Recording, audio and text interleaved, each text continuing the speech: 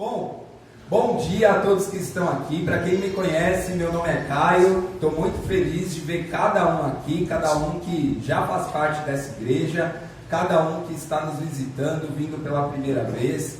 E muito obrigado pela sua presença, é um grande prazer receber todos aqui. Bom, como a gente já sabe, a gente foi falando aí ao longo da semana, esse é o tema da nossa mensagem de hoje, né? 3 mentalidades para um ano melhor. E eu queria aqui começar fazendo uma pergunta para você refletir um pouquinho. Reflete aí, quantas oportunidades você já perdeu na sua vida achando que era limitado demais para superar um determinado desafio? Quantas vezes você já perdeu uma oportunidade porque você se achou limitado? Porque achou que você não conseguiria superar uma barreira? Porque você achou que o desafio era grande demais para você? E a resposta dessa pergunta, que você está aí pensando, você já tem na ponta da língua, a resposta dessa pergunta tem a ver com a mentalidade que existe dentro de cada um. Eu já tive várias oportunidades que eu perdi, por me achar limitado, por me achar fracassado, por me achar incompetente. E isso tem a ver com a nossa mentalidade. Bom, eu queria ouvir algumas poucas pessoas. Como você definiria a palavra mentalidade? O que significa mentalidade para você?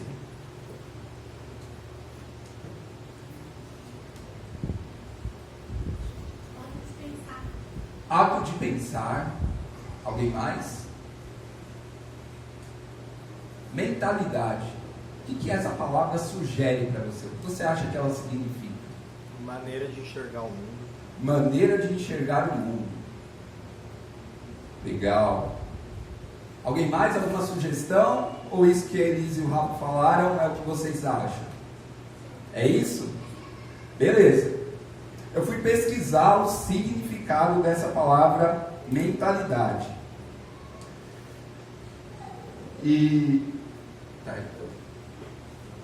Que bom. Vamos lá, mentalidade. Eu fui pesquisar para trazer um significado mais completo, né, para a gente. E significa um conjunto de manifestações de ordem mental, crenças, maneira de pensar, disposição psíquica e moral, que caracteriza uma coletividade, uma classe de pessoas ou um indivíduo somente. Se trata da mente e a sua personalidade. Então, basicamente, é aquilo que a Elise e o Rafa falaram, a maneira como você pensa dentro de como você enxerga o mundo. E quando a gente pensa sobre mentalidade, muitas pessoas hoje se debruçam em cima desse tema, porque, na verdade, as pessoas estão se debruçando em cima de várias coisas para descobrir como alguém pode ter sucesso na vida. Como alguém pode ser rico, como alguém pode ser próspero, como alguém pode ter coisas materiais, ter uma felicidade eterna na vida. E até a mentalidade entrou nisso. Pessoas se debruçaram em cima de estudar mentalidade para saber se isso é a chave do sucesso de algumas pessoas. E aí tem um livro muito interessante da Carol Dweck, esse livro aqui, que se chama Mindset, a nova psicologia do sucesso. Mindset significa mentalidade, só que Mindset é mentalidade, só que em inglês, tá bom? E ela explora bastante esse tema de mentalidade, ela vai explicando o que é isso, como que isso pode influenciar no sucesso da sua vida profissional, emocional, acadêmica. E aí ela, por fim, divide a mentalidade em 2 tipos. Como a gente vê aí, ela fala sobre um mindset fixo, que é uma mentalidade fixa, ou um mindset de crescimento. E aí, quando a gente pensa sobre mindset fixo, isso significa o quê? São as pessoas que acreditam que as suas habilidades, a sua inteligência e os seus talentos são imutáveis. Ou seja, você nasceu com eles e vai morrer com eles do mesmo jeito. Você não vai conseguir ter mais talentos, mais habilidades, mais inteligência, além daquilo que você já tem. Essas pessoas tendem a evitar desafios, elas temem muito o fracasso e interpretam as dificuldades que elas têm na vida como um sinal de incompetência dela própria. Então, pessoas que têm a mentalidade fixa têm essa característica. Por outro lado, ela fala sobre o mindset de crescimento, ou mentalidade de crescimento. Nessa mentalidade, as pessoas acreditam que as suas habilidades podem ser desenvolvidas por meio do esforço.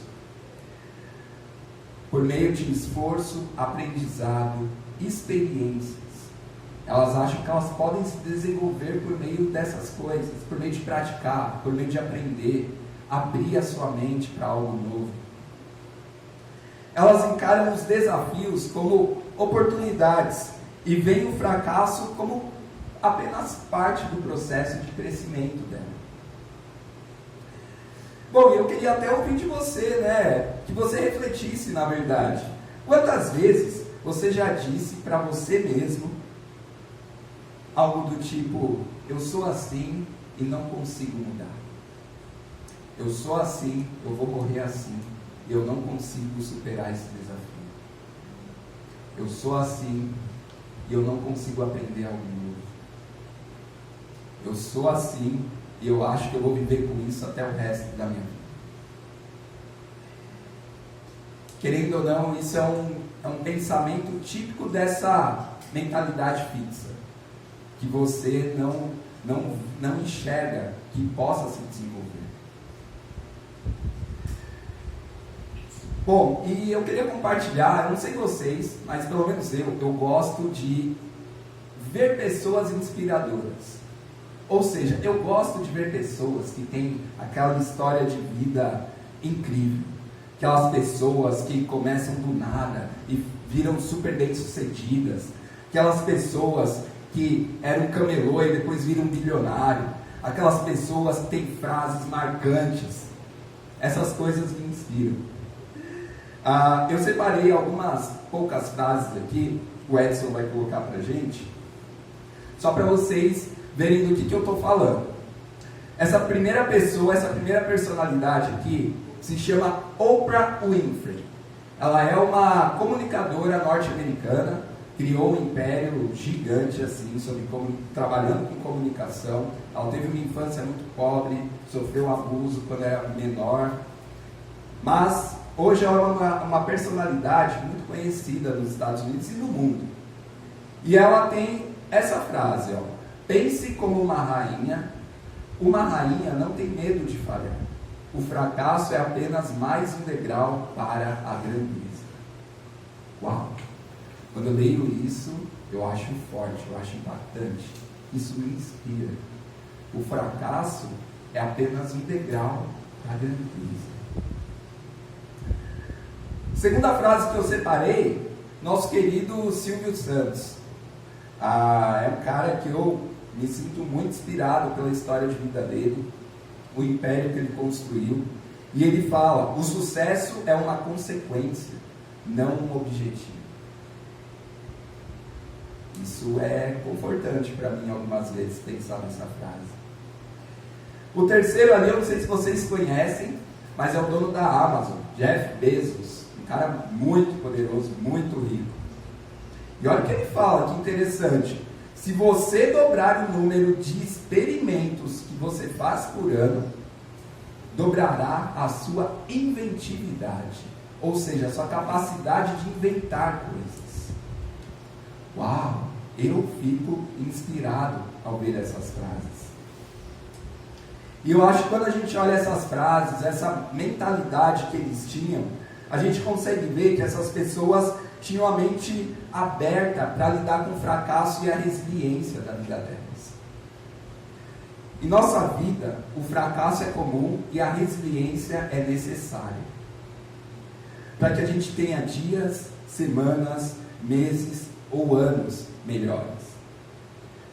E aqui é só uma ponta do iceberg para a gente começar a entender um pouquinho desse assunto que é mentalidade. Qual mentalidade que a gente pode adotar para a nossa vida? E efetivamente, se a gente muda a nossa mentalidade, a gente pode estar adotando um novo estilo de vida, uma nova maneira de enxergar as coisas e efetivamente ter uma vida melhor, mais leve. Mas eu acredito profundamente que a Bíblia é o lugar de onde a gente retira a melhor mentalidade para a gente encarar esse mundo ao nosso redor. A Bíblia é feita de homens comuns que fizeram coisas extraordinárias. Mas alguns desses homens reconheciam que não podiam fazer aquilo que acabaram fazendo até o fim de suas vidas. No início eles não acreditavam que eles poderiam fazer algo significativo, algo importante, algo que fosse impactar pessoas. E a Bíblia é tão real, mas tão real, que também a gente tem relatos de homens que se limitavam.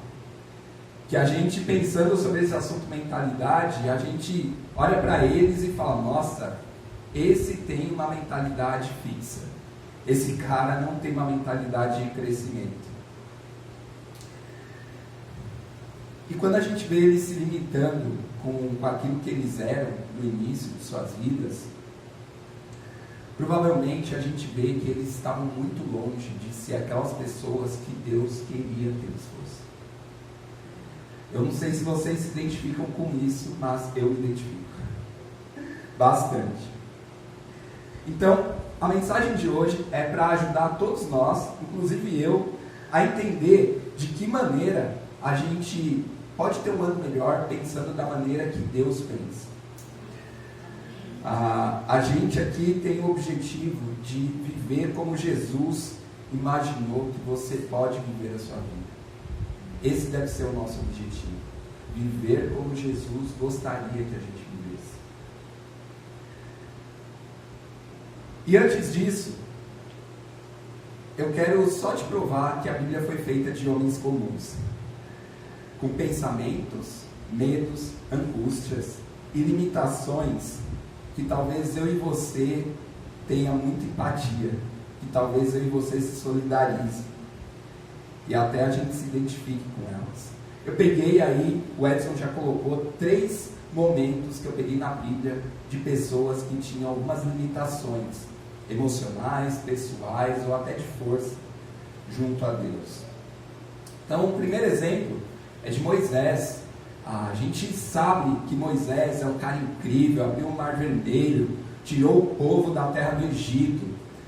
Moisés é um dos caras mais incríveis que a gente vê na Bíblia.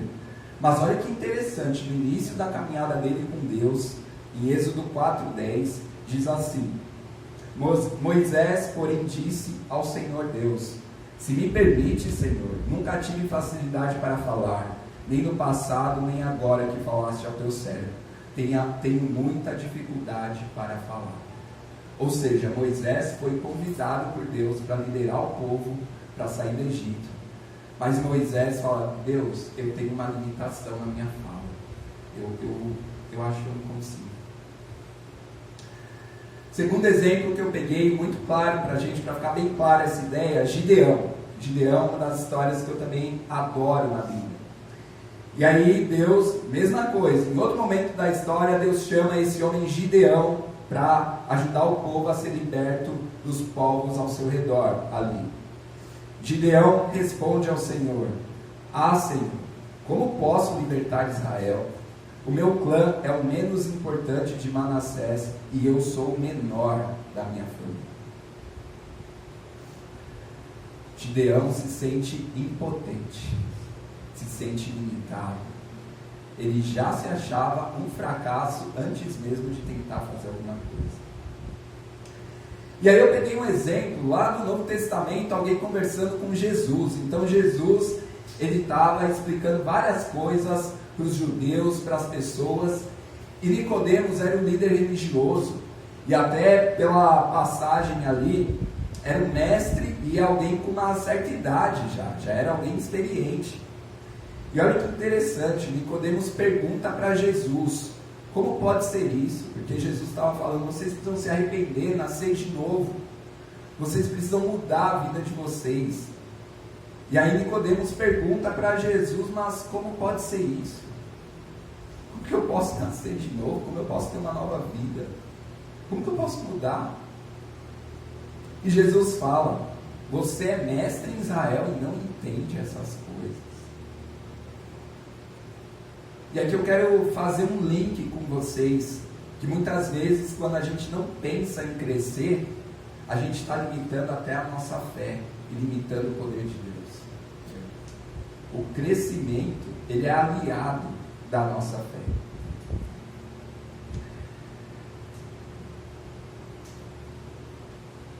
E eu queria que a gente refletisse, com quem de nós não é assim? Com quem de nós que recebe um chamado, um convite, e não sente esse medo, esse frio na barriga? Eu não te conheço tão profundamente, mas eu sei que assim como eu e você, nós temos nossas limitações. Nós temos áreas em que nossa mentalidade é fixa, é limitada, na qual a gente não vê talvez como crescer, onde crescer, oportunidade para crescer. Muitos desafios na minha própria vida eu achei que eu não iria superar. Alguns ainda eu estou lutando para superar todos os dias. Eu não achei que um dia eu teria capacidade para fazer uma faculdade de tecnologia. E hoje eu faço. Eu não achei que um dia eu tivesse condições emocionais e financeiras para me casar. E hoje eu sou casado. Eu não achei que um dia eu pudesse estar aqui na frente falando com vocês. Mas eu estou. Eu até quero compartilhar que uma das primeiras vezes que eu compartilhei um momento da ceia para a igreja, foi um momento marcante para mim, porque na minha própria concepção foi horrível. Sendo muito honesto com vocês, eu saí daquele dia me achando um fracasso. E eu lembro de ter ficado tão assustado, com tanto medo, que eu cheguei em um outro irmão mais experiente da igreja, e eu falei para ele que nunca mais queria pegar no microfone para falar para a igreja. Foi tão ruim aos meus próprios olhos, que eu nunca mais queria estar na frente de vocês, ou de qualquer outro grupo de pessoas. E isso faz 8 anos. São 8 anos de Deus trabalhando constantemente nos meus medos, minhas limitações, nos meus fracassos. A mentalidade fixa que tem em mim não quer estar aqui falando com vocês agora. Eu não me acho nem um pouco capaz de estar aqui compartilhando algo com vocês. Eu acho que um pouco como Moisés, eu acho que não tem essa facilidade para falar. E podem ter certeza, quando terminar esse momento aqui, de eu compartilhar com vocês a mensagem, novamente, como sempre, vai vir no meu coração a vontade de nunca mais falar em público com vocês. Mesmo que vocês agora estejam com os rostos tão amigáveis e tão cheios de empatia olhando para mim nesse momento. Mesmo assim, a minha mentalidade fixa vai estar lá. Mas tem uma coisa que mudou esses homens, que a gente vê o exemplo, e trabalha em mim e em vocês diariamente. E pode também trabalhar em qualquer um que deseja ser aliado de Deus. Quando a gente lê em 1 Coríntios, capítulo 2, versículo 16, aqui é Paulo falando para a igreja de Corinto, e ele está falando sobre o Espírito Santo, e está falando aqui basicamente que o único que pode conhecer a mente de Deus é o Espírito Santo. Ninguém instrui Deus, porque Deus é totalmente sábio, soberano, poderoso. Mas como que a gente sabe que a gente pode andar com Deus e saber o que Deus deseja para a gente? por conta do Espírito Santo, que em 1 Coríntios 2,16 diz que nós, porém, temos a mente de Cristo. Eu acho que a gente deve se apegar a isso, porque nós precisamos ter a mentalidade de Jesus Cristo. Moisés e Gideão não foram os únicos.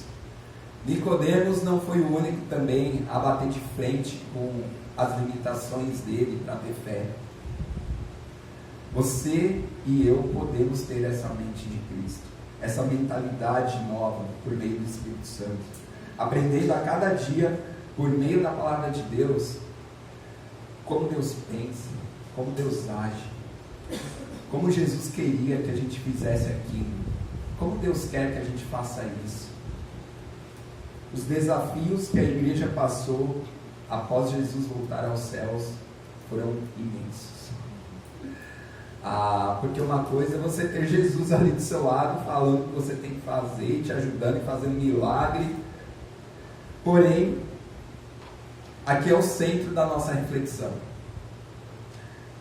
O que homens comuns, como eu e você, faz quando o maior revolucionário espiritual de todos os tempos está sentado ao lado de Deus e nós estamos aqui na terra, com tantos desafios, tantos medos, tantas angústias, tantas limitações.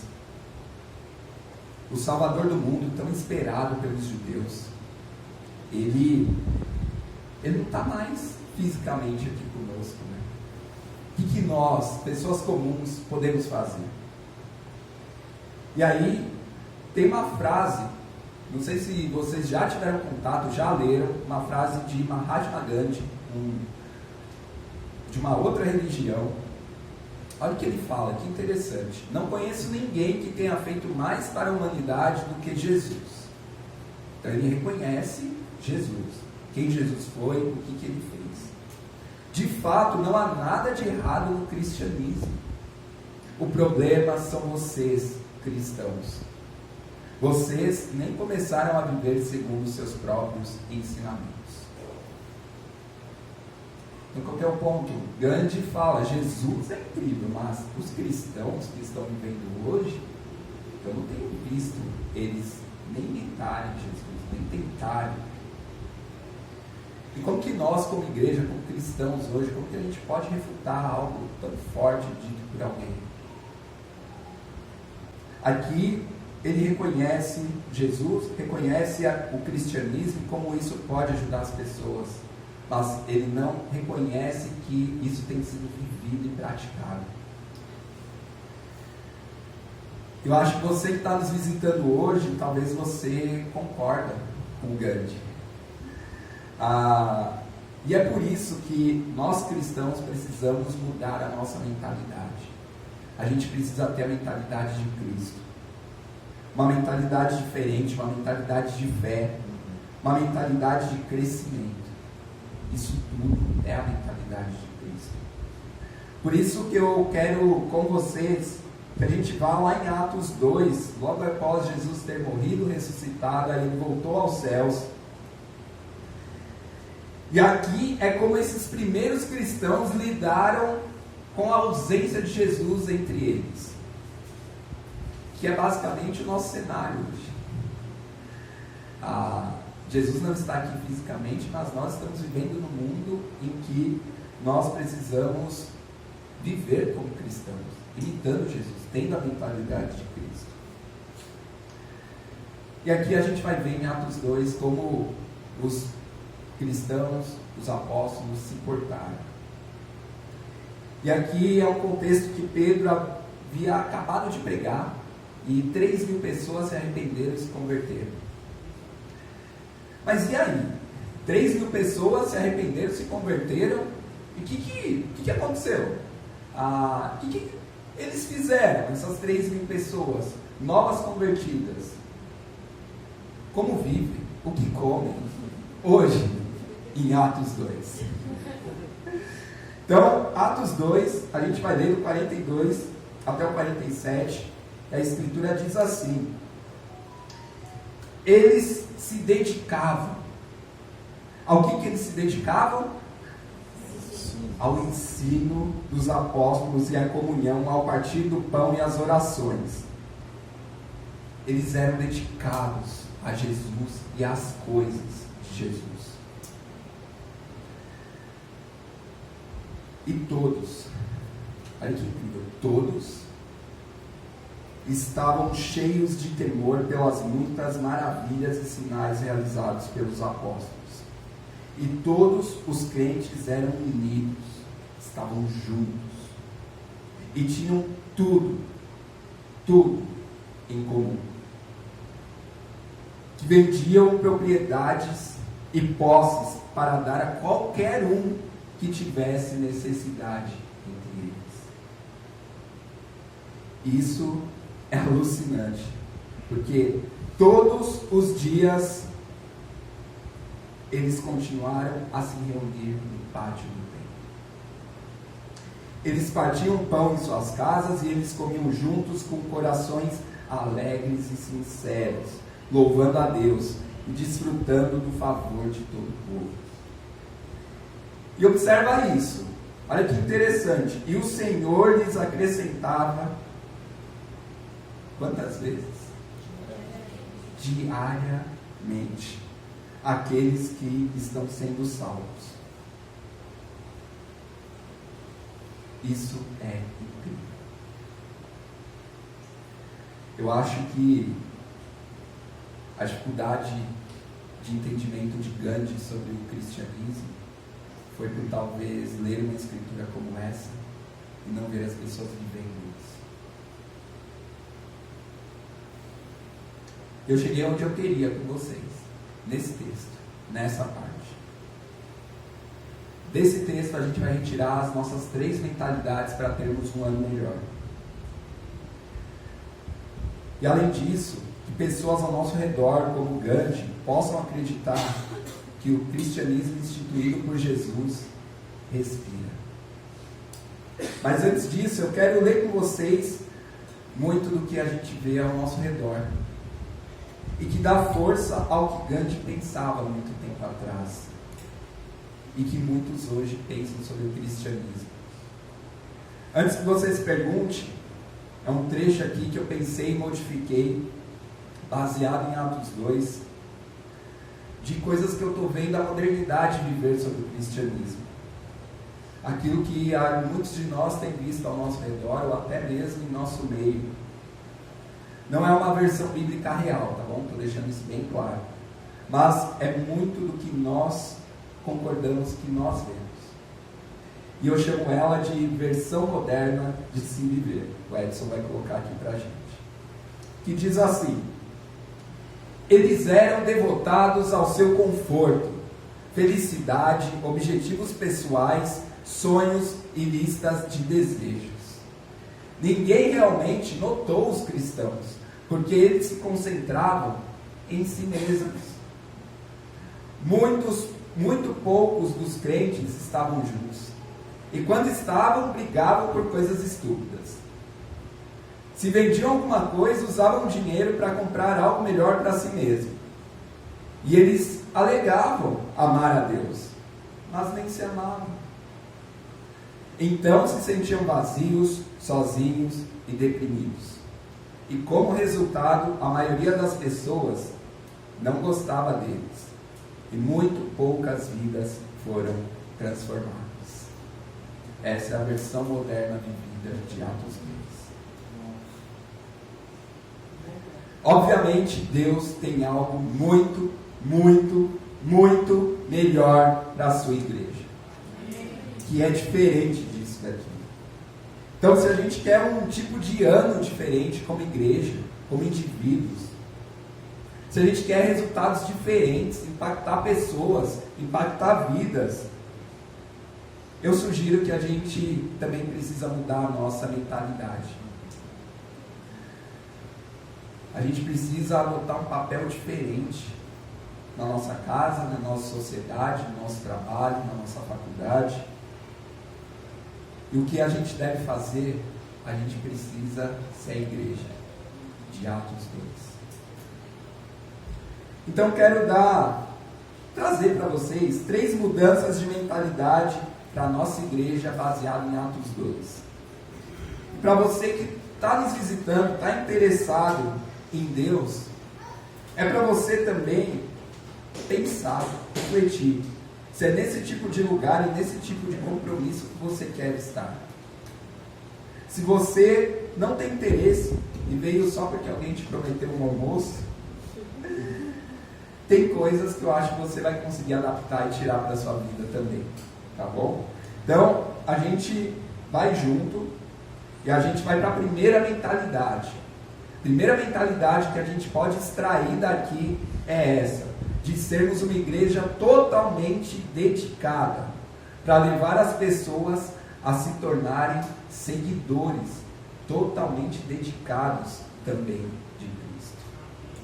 Começa por nós sermos totalmente dedicados, porque o próximo vai ser também totalmente dedicado. E na verdade, quando a Bíblia diz no início de Atos 2:42 que eles se dedicaram às coisas de Jesus, esse dedicar é uma palavra incrível, porque é uma das palavras mais fascinantes que tem no Novo Testamento. Essa é uma palavra grega, o Edson vai colocou aqui, é essa palavra grega aqui, ó, proskarterel, difícil de falar, mas muito poderosa. Significa viver em um estado constante de busca implacável. É uma devoção persistente, contínua e obstinada. Eles proskarterel as coisas de Jesus. Eles eram totalmente dedicados, eles eram muito comprometidos, eles eram intensos em buscar as coisas de Jesus.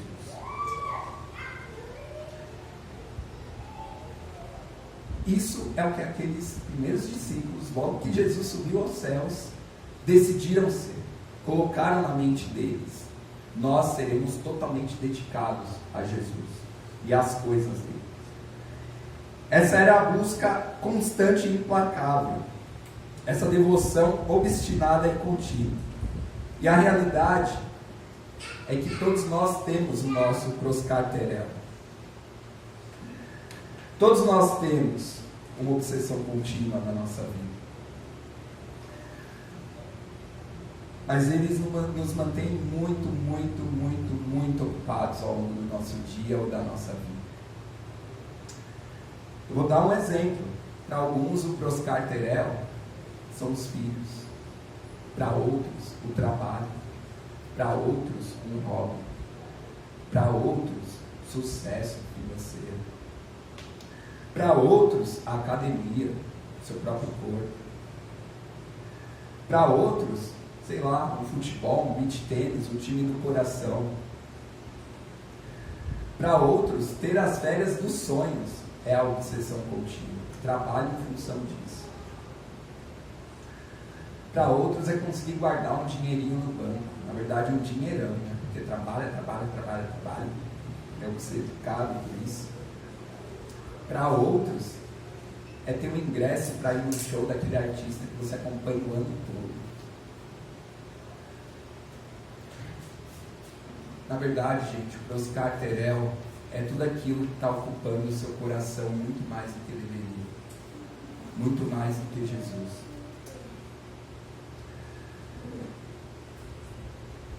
E tem muitas pessoas que hoje estão se falando seguidoras de Jesus, mas que têm tido uma abordagem à Bíblia e ao cristianismo muito casual e muito confortável. Não aplica a Bíblia como ela deveria ser aplicada em sua vida. Aplica a Bíblia da maneira que ela quer aplicar, ao que ela quer estar disposta a fazer. Mas tem outras coisas que a Bíblia também fala que ela precisa se dedicar e ela não se dedica, não está disposta. Esses cristãos do primeiro século, eu vejo que eles estavam rendidos a Jesus e às coisas de Jesus. Eles eram intensamente, totalmente dedicados para Jesus. Eu acho que a gente pode refletir: nós temos sido totalmente dedicados a Jesus e às coisas de Jesus? Segunda mentalidade. Nós precisamos ser uma igreja irracionalmente generosa. Irracionalmente. De todas as maneiras que a gente puder, a gente precisa ser irracionalmente generoso. Se você se lembra, na parte inicial de quando a gente leu ali Atos 2, a gente vê que eles vendiam as posses deles para terem recursos para ajudar quem tinha necessidade. Eles eram loucos. Se a gente olha em aplicar isso hoje, a gente olha, isso é loucura. Aquilo era irracional. Mas esse é o coração que nós precisamos ter. Eles pegaram a vida de Jesus e como Jesus sacrificou, porque a morte de Jesus na cruz é irracional, é louca, é difícil de entender, mas era necessário. E nós também temos feito o que é necessário com os nossos recursos para ajudar o nosso irmão, a nossa igreja. Eu quero até compartilhar que a gente veja o que aconteceu 2 capítulos depois ali de Atos 2, lá em Atos 4, versículo 34 e 35, que diz: não havia pessoas necessitadas entre eles, pois os que possuíam terras ou casas as vendiam, traziam dinheiro da venda e o colocavam aos pés dos apóstolos, que o distribuíam conforme a necessidade de cada um. Não tinha necessidade entre eles, não tinha necessidade do governo romano atuar. Eles não dependiam do governo, de uma lei, de nada, de um benefício, não. Eles dependiam deles mesmos, da igreja, do coração, da fé de cada irmão. E eu queria estender um pouquinho esse conceito de generosidade. Como a Grazi bem falou aqui no momento da oferta, generosidade não é só com dinheiro. É com dinheiro também, mas é com o nosso tempo, nossos recursos para servir alguém, para amar alguém. Semana passada o Leandro deu uma lição de casa para a gente, da gente entrar em contato com os irmãos que chegaram à nossa igreja, estão chegando, estão se adaptando à cidade. Eu falo isso porque eu passei por esse processo também há 4 anos atrás, sei como é difícil.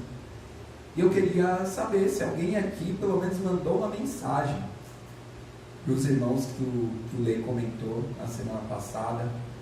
Alguém mandou uma mensagem perguntando como você poderia servir esses irmãos? Quem mandou mensagem? Uau! E a maioria aqui estava na semana passada. Então, eu acho que nós precisamos ser irracionalmente generosos de verdade. Eu mandei mensagem, mesmo que foi uma mensagem de áudio, não consegui estar presencialmente com eles. Mas eu perguntei, irmão, de que maneira eu poderia te servir, estar com você e te ajudar?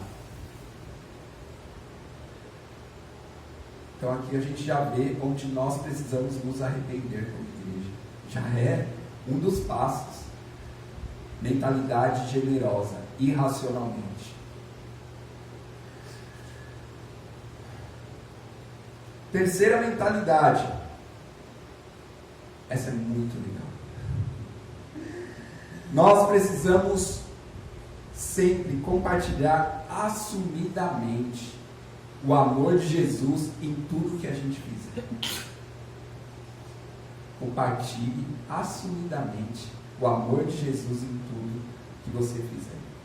E a gente vê isso no livro de Atos, quando os cristãos tinham esse pros carterel, essa dedicação radical a Jesus e a sua palavra. A Escritura fala a coisa mais incrível, quando eles eram totalmente dedicados a Jesus e à obra de Jesus. Quando que o Senhor acrescentava? Quando? Diariamente. Diariamente.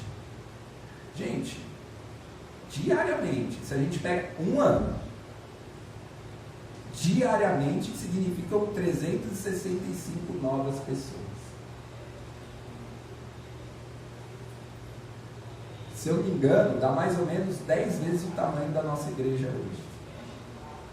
Já imaginaram isso?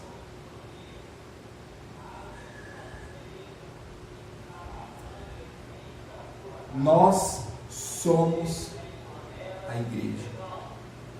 Jesus e Deus confiam a nós poder levar a palavra dele para outras pessoas, para que pessoas entendam o sacrifício de Jesus, para que pessoas tenham um alívio na sua vida, para que pessoas encontrem paz, encontrem esperança.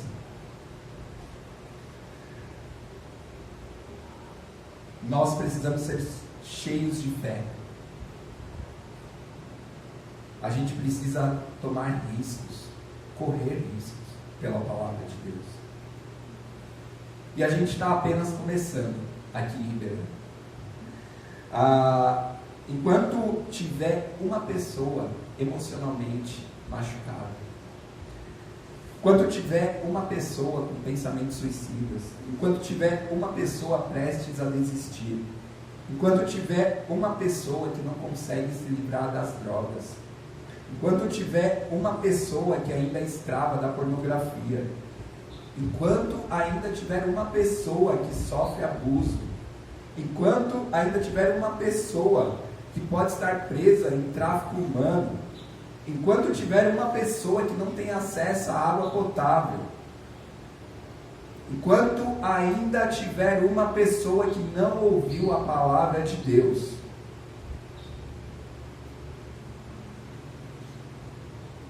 nós não podemos parar. Nós não devemos parar. As pessoas precisam ouvir que Jesus morreu por ela, pelas dores dela, pelos pecados dela, que Jesus é o Salvador, o Filho de Deus.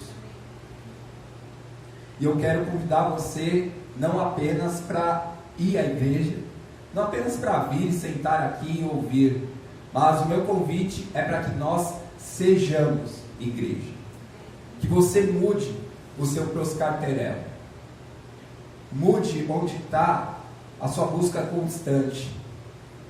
Que seja para Jesus, que seja para Deus e para as coisas dele. Bom, e eu acho que você não sabe nem por onde começar. E eu queria dar até algumas dicas bem rápidas. Eu acho que se você não sabe por onde começar, começa lendo sua Bíblia todo dia. 15 minutos, 20 minutos, vai aumentando, 30 minutos. Também você pode começar a orar todos os dias. Você pode começar com 5 minutos falando com Deus. Você pode começar a se envolver com essa igreja. Pensar em como eu posso me conectar a essa comunidade, a essas pessoas. Você pode começar a pensar a servir outras pessoas na sua casa, abrindo a sua casa, passando tempo com elas, servindo um café, um bolinho. Pode ser um bolinho seco, não tem problema.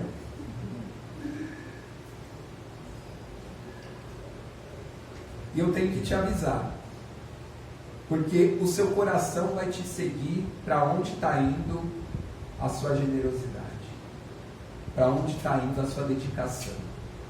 O seu coração vai acompanhar. É instintivo, é natural, e é incrível. E eu até te falo, quando você começar a ler a Bíblia diariamente, sua mente vai mudar. Quando você começar a orar todos os dias, milagres vão acontecer. Quando você começar a servir as pessoas como Jesus servia, você não vai querer parar. E eu queria terminar dizendo que nós precisamos ser igreja. Temos que parar com a mentalidade de ir à igreja. Nós somos a igreja. Quero deixar aqui no nosso último slide 3 questões para a gente refletir e agir durante a semana. Primeira pergunta: você naturalmente se enxerga com uma mentalidade fixa ou de crescimento? Quais são as evidências na sua vida para isso? Segunda: onde você está colocando o seu proscarterel, sua dedicação hoje? Você está se dedicando a Deus ou a qualquer outra coisa da vida? E terceiro: qual ação você pode tomar diariamente para que as pessoas vejam que ainda existem cristãos nessa terra? Vou fazer uma oração. Amém. Deus, Pai eterno, poderoso, obrigado por Jesus que morreu na cruz por nós. Deus, eu oro para que quando Jesus voltar, Ele ainda encontre fé nessa terra, que Ele ainda encontre pessoas vivendo o cristianismo que Ele instituiu, que nós possamos ser uma igreja que vai até o fim e leva outras pessoas a conhecerem o Senhor, quem o Senhor é, tudo que o Senhor fez e o Senhor continua fazendo. Obrigado pelos seus milagres em nossas vidas até aqui. Eu acho que todos nós temos feito coisas hoje que a gente não imaginava no início da nossa caminhada com o Senhor. E eu oro para que muitas outras pessoas aqui sejam tocadas pela tua mensagem, pela tua palavra, e que a gente mude a nossa mentalidade para sermos intensamente dedicados ao Senhor, irracionalmente generosos e assumidamente falar do seu amor, Jesus, em tudo que a gente fizer. Em teu nome, Jesus, que oramos e agradecemos.